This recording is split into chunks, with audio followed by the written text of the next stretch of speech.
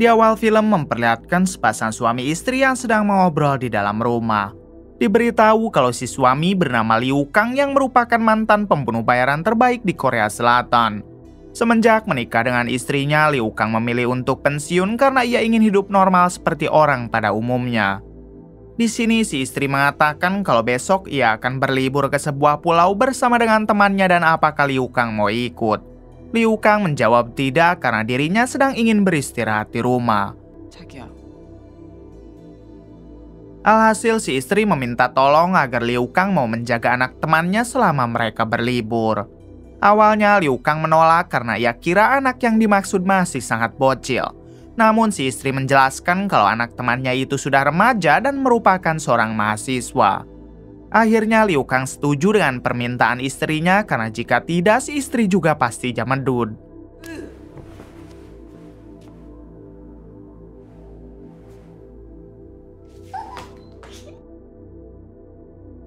Keesokan harinya terlihat Liu Kang yang sedang mengantarkan si istri dan temannya pergi ke bandara. Sebelum berpisah, Liu Kang meminta si istri agar selalu berhati-hati dan jangan lupa memberi kabar jika sudah sampai di tujuan.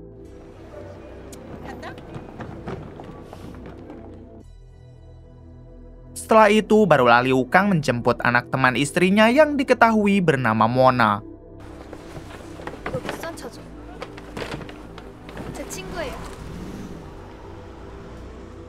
Di tengah perjalanan pulang, Mona meminta izin karena malam ini ia ingin menginap di rumah sahabatnya. Liu Kang yang memang bukan siapa-siapanya Mona, tentu ia pun memberi izin. Namun meskipun begitu, Liu Kang memberikan sebuah dompet yang sudah ditanam alat pelacak untuk berjaga-jaga.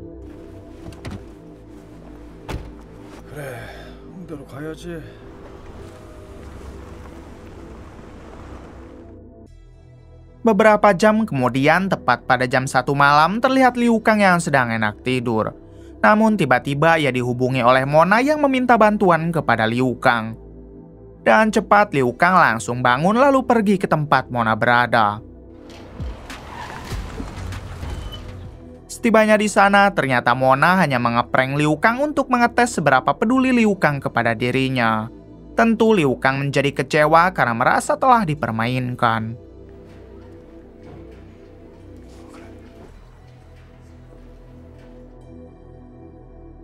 Tak lama, Mona dijemput oleh teman lelakinya yang menggunakan motor. Awalnya Liu Kang tidak peduli dan berniat untuk pulang ke rumah. Namun seketika Liu Kang tersadar kalau Mona adalah amanat dari istrinya, jadi bagaimanapun ia harus menjaga dia. Pada akhirnya Liu Kang memutuskan putar balik dan melacak Mona dengan menggunakan alat pelacak yang sebelumnya dipasang.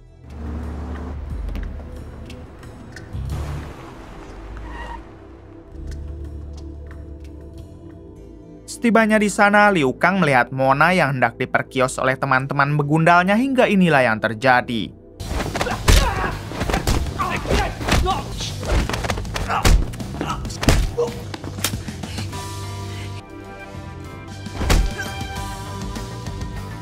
Liu Kang yang memang bukanlah tandingan mereka, ia dapat dengan mudah mengalahkan mereka. Selanjutnya, Liu Kang segera membawa Mona dan satu temannya bergegas pergi. Di malam berikutnya, terlihat Liu Kang dan Mona yang sedang melintasi jalan tempat kemarin ia menghajar teman-teman begundal Mona. Namun di sini mobil Liu Kang harus terjebak macet karena banyak polisi yang sedang mengolah TKP. Liu Kang yang penasaran memutuskan untuk bertanya kepada satu detektif yang bertugas tentang ada kejadian apa di sini. Si detektif menjawab kalau di tempat ini baru saja terjadi pembunuhan kepada beberapa pria remaja dan jasad para korban sengaja dilempar ke pinggir jalan. Mendengar hal tersebut, Liu Kang menjadi sedikit khawatir kalau para korban yang dimaksud adalah teman-teman begundal Mona yang ia hajar semalam. 살인 사건이 났어요?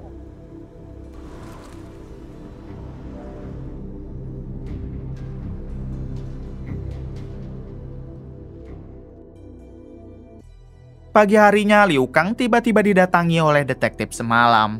Di sini si detektif bertanya apakah Liu Kang pernah datang ke TKP pembunuhan karena menurut rekaman CCTV mobil Liu Kang sempat terparkir di tempat itu. Liu Kang mengatakan kalau kemarin malam dirinya memang sempat datang ke situ namun hanya untuk menjemput Mona, anak dari temannya. Si detektif yang tak mempunyai bukti apapun tentu tidak bisa menuduh Liu Kang hingga akhirnya ia memutuskan pergi.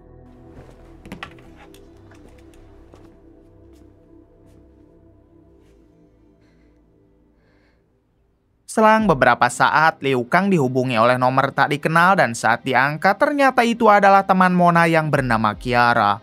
Di sini Kiara meminta Liu Kang untuk datang ke tempatnya sekarang juga. Apabila Liu Kang menolak, Kiara mengancam akan memberikan pisau Liu Kang kepada polisi yang kemarin digunakan saat menghajar teman-teman begundal Mona. Dengan begitu, maka Liu Kang otomatis akan dituduh sebagai pembunuh padahal pelaku sebenarnya adalah Kiara sendiri. Mendengar hal tersebut, akhirnya Liu Kang bersedia untuk datang sesuai perintah Kiara. Sampai di sini kita belum diberitahu siapa sebenarnya Kiara dan kenapa ia memerintahkan Liu Kang untuk datang.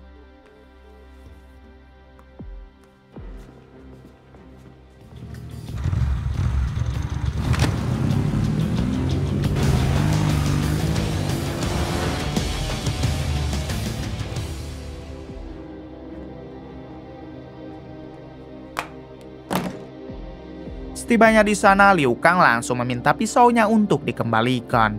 Namun Kiara malah memerintahkan satu anak buahnya untuk melawan Liu Kang. 사장님 말씀 안 들려?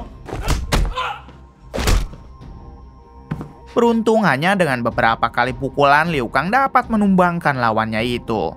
Kemudian Liu Kang sekali lagi meminta agar pisaunya dikembalikan. Rekan Kiara yang takut akhirnya memberikan pisau itu kepada Liu Kang namun tiba-tiba meskipun Liu Kang berhasil mendapatkan kembali pisaunya namun ia gagal dalam menangkap Kiara yang kabur bersama dengan rekannya. Saat hendak berjalan keluar, tiba-tiba Liu Kang diserang oleh satu anggota mafia Rusia yang diketahui bernama Yuri Kolarov.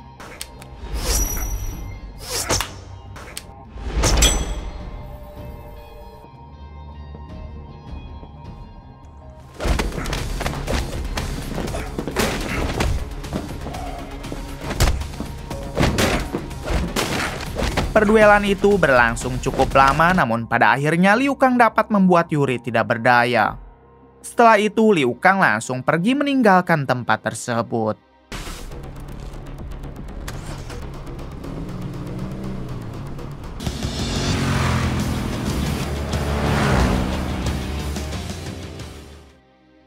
Satu jam kemudian Liu Kang tiba di rumah.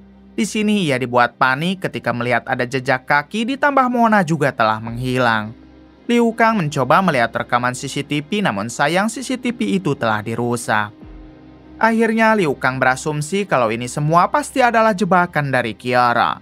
Dia sengaja meminta Liu Kang datang dan di saat itulah mereka beraksi untuk menculik Mona. Dan cepat Liu Kang segera melacak Mona menggunakan alat pelacak yang sudah ia tanam di dompet Mona.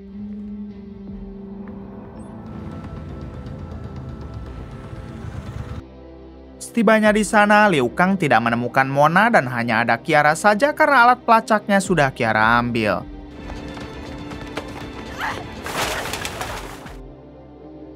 Liu Kang bertanya di mana Mona sekarang dan kenapa Kiara menculiknya.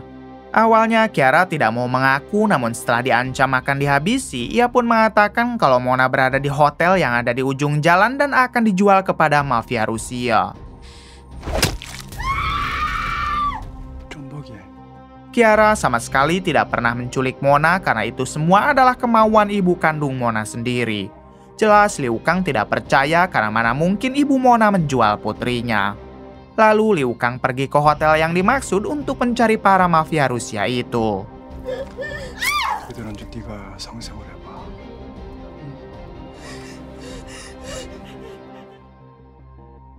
Setibanya di hotel, Liu Kang tidak diizinkan masuk oleh para penjaga. Akhirnya mau tidak mau Liu Kang harus melawan mereka semua dan kita lihat aksinya.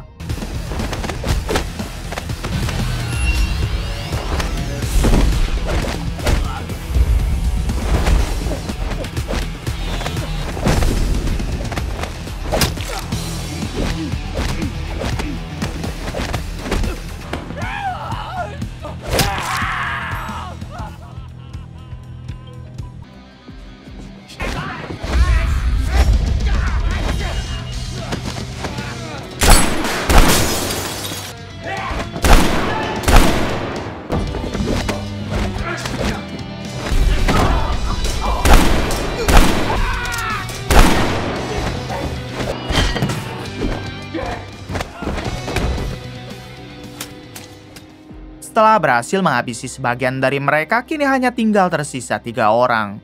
Liu Kang pun bertanya di mana keberadaan Mona. Sayangnya ketiga orang itu tidak ada yang mau buka mulut hingga Liu Kang menghabisinya.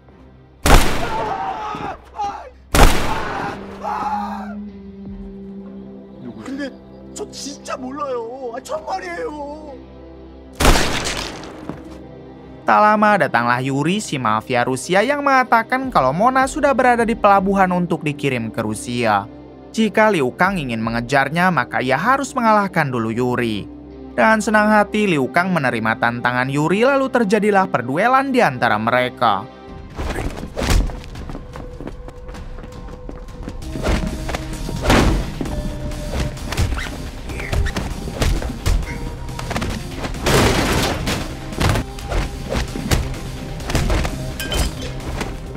Di tengah perduelan, Liu Kang dapat mengaitkan tali ke tubuh Yuri lalu bergegas pergi. Ketika hendak pergi, Liu Kang ditodong oleh detektif polisi yang tiba-tiba ada di sana. Akan tetapi Liu Kang dapat membalikan keadaan lalu memborgol si detektif. Kemudian Liu Kang membawa si detektif itu pergi ke pelabuhan dengan kondisi tangan masih diborgol.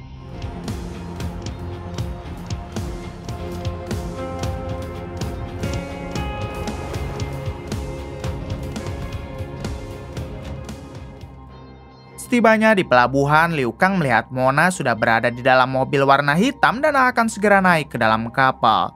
Hingga dengan cepat Liu Kang segera menancap gas lalu menabrak mobilnya ke mobil hitam itu. Selanjutnya Liu Kang langsung membrutal dengan menghabisi satu persatu orang yang ada di dalam mobil hitam.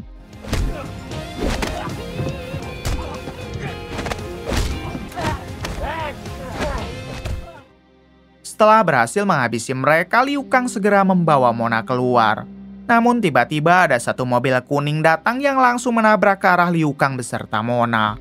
Beruntung mereka berdua dapat menghindar lalu Liu Kang balik memojokkan supir mobil kuning tersebut.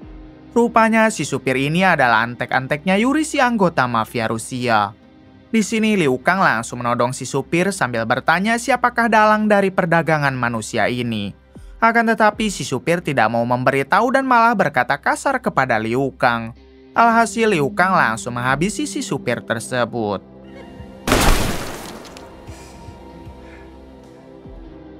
Selanjutnya Liu Kang mengambil ponsel si supir lalu masuk ke dalam mobil. Di dalam mobil ternyata masih ada si detektif yang tadi menyaksikan semua kebrutalan Liu Kang. Di sini si detektif bertanya kenapa Liu Kang melakukan hal tersebut padahal di sana ada dirinya yang akan menjadi saksi atas kebrutalan Liu Kang. Liu Kang tidak menjawab dan ia lebih fokus mengecek isi ponsel dari si supir. Pada akhirnya Liu Kang mendapat informasi penting dari dalam ponsel itu yang mana ternyata si detektif sering menerima suap dari Yuri, si anggota mafia Rusia. Di sini Liu Kang mencoba membuat kesepakatan dengan si detektif. Liu Kang berjanji tidak akan membongkar kebusukan si detektif asalkan ia mau membantu Liu Kang. Tak ada pilihan lain, akhirnya si detektif pun mengiyakannya. Tak berselang lama, datanglah para polisi dan tim medis untuk mengevakuasi korban kebrutalan Liu Kang. Si detektif beralasan kalau mereka semua adalah para penculik yang telah menculik Mona. Oleh sebab itulah si detektif meminta bantuan Liu Kang untuk melawan mereka karena mereka tadi sempat melawan. Alhasil para polisi itu pun percaya dan langsung membawa Mona beserta Liu Kang untuk diobati di rumah sakit.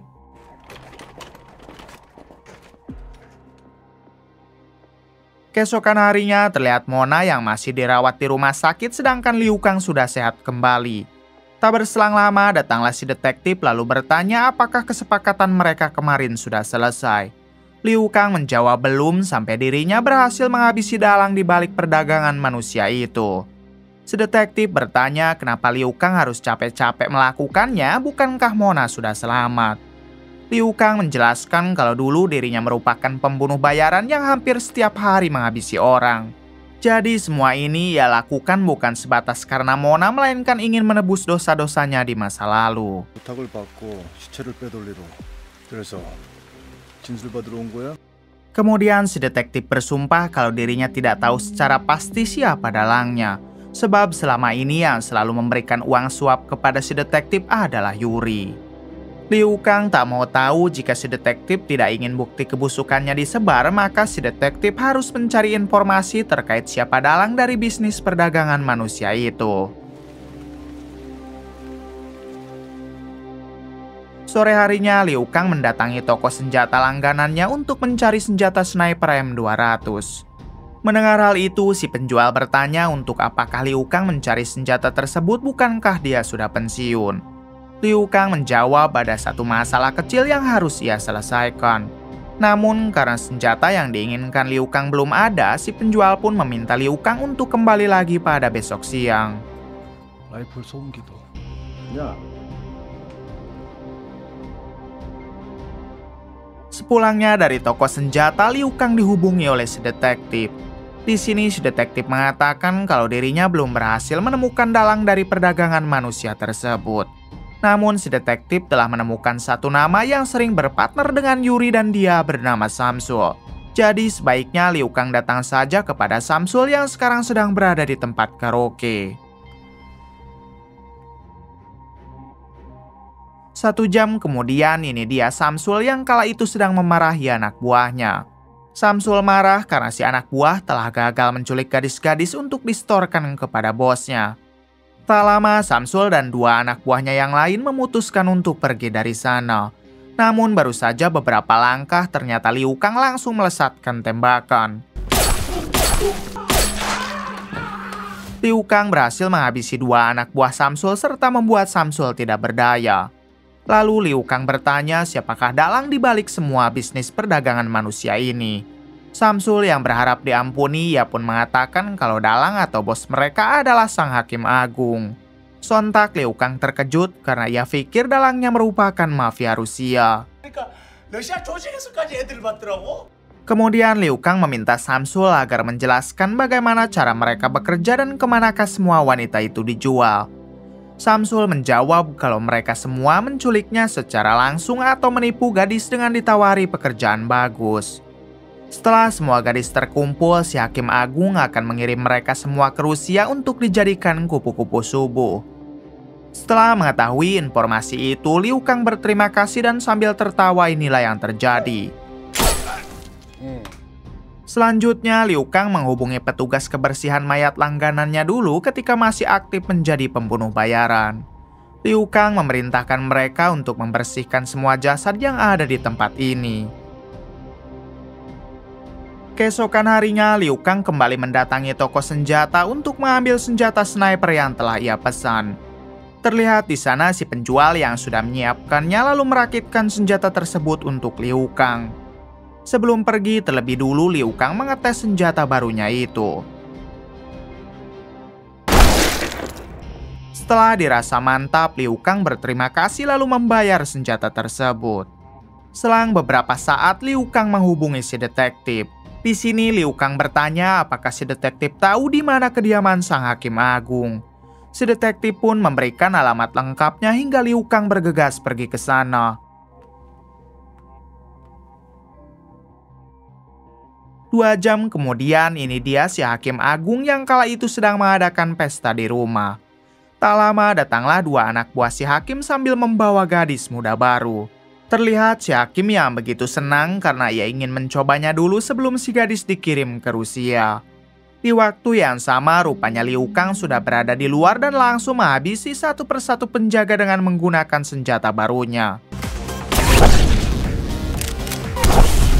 Kemudian Liu Kang mulai masuk ke dalam sambil terus menghabisi para anak buah si hakim.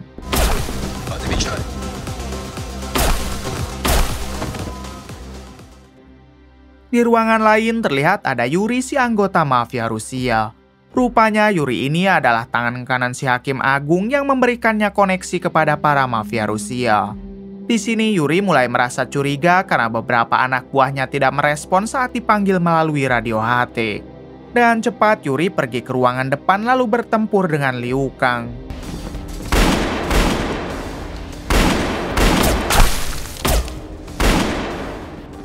Di tengah pertempuran datanglah si detektif. Liu Kang sangka kalau si detektif akan membantunya, namun tiba-tiba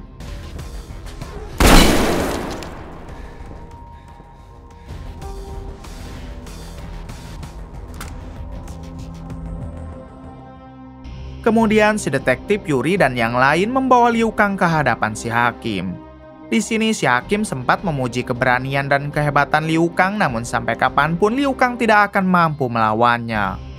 Lalu si hakim menugaskan anak buahnya agar mengeksekusi Liu Kang di ruangan atas, sementara dirinya akan wik-wik dulu dengan gadis baru tadi. 돈만 많은 청부업자냐?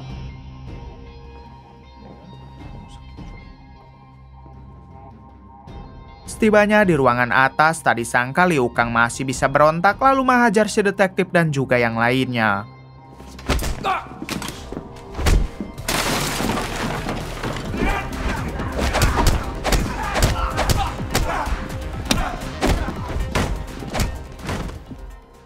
Di sini Liu Kang berhasil membuat si detektif terpojok lalu mengatakan kalau dari awal Liu Kang memang tak pernah mempercayai detektif polisi. Kemudian Liu Kang menghabisi si detektif bersama dengan para anak buah si hakim yang pingsan. Tak lama datanglah Yuri hingga aksi tembak-tembakan pun kembali terjadi.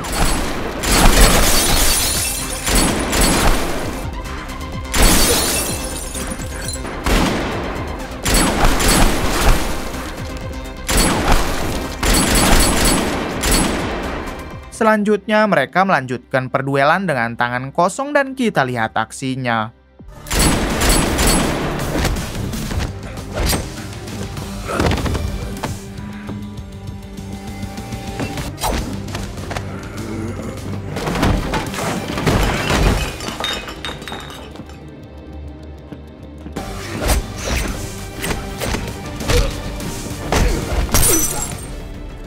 Setelah cukup lama mereka berduel, pada akhirnya Liu Kang dapat menghabisi Yuri.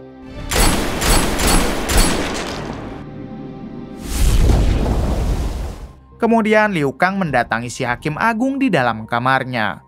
Terlihat kala itu si hakim baru beres mandi setelah menganu-anu gadis muda tadi. Ketika keluar dari kamar mandi, si hakim dibuat terkejut karena mana mungkin Liu Kang bisa menghabisi seluruh anak buahnya hanya seorang diri.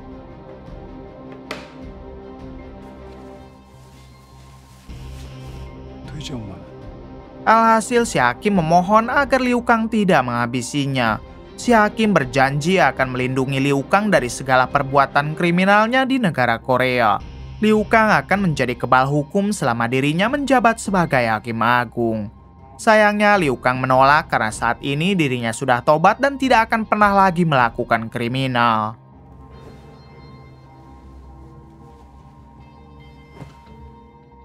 Lalu Liu Kang mengatakan andai saja si hakim tidak pernah menculik gadis bernama Mona, maka dirinya tidak akan pernah tahu tentang kebusukan si hakim. Si hakim bersumpah kalau ia tidak pernah menculik Mona. Mona sengaja dijual oleh ibu kandungnya yang merupakan seorang mucikari. Setelah mendengar informasi itu, Liu Kang pun baru sadar kalau ucapan Kiara saat di awal film ternyata benar. Kemudian ia berjalan menuju pintu keluar. Terlihat si hakim yang bahagia karena ia sangka Liu Kang tidak akan menghabisinya, namun tiba-tiba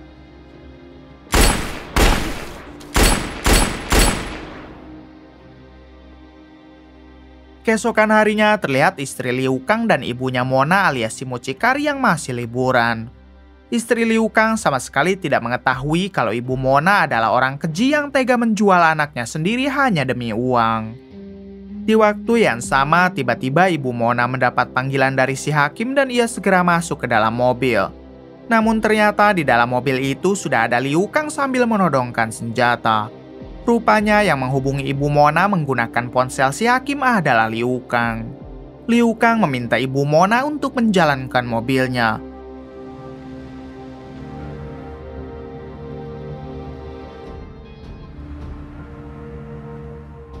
Hingga ketika sampai di tempat sepi, Liu Kang meminta si ibu agar berhenti. Di sini Liu Kang bertanya berapa gadis yang telah ia jual dan kenapa si ibu tega menjual anaknya sendiri.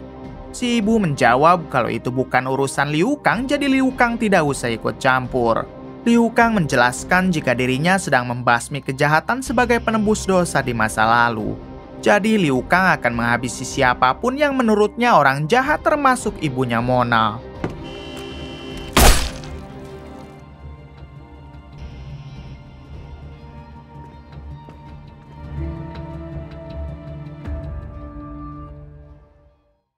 Selang beberapa saat, Liu Kang mendatangi istrinya yang sedang berada di pantai. Si istri sempat terkejut sambil bertanya kenapa Liu Kang ada di sini. Liu Kang menjawab kalau ini adalah kejutan karena sekarang ia ingin liburan berdua bersama sang istri. Aman. Bagaimana menurut kalian? Oke, terima kasih yang sudah menonton sampai akhir. Mohon maaf bila banyak kesalahan. Salam dari Bray Movie.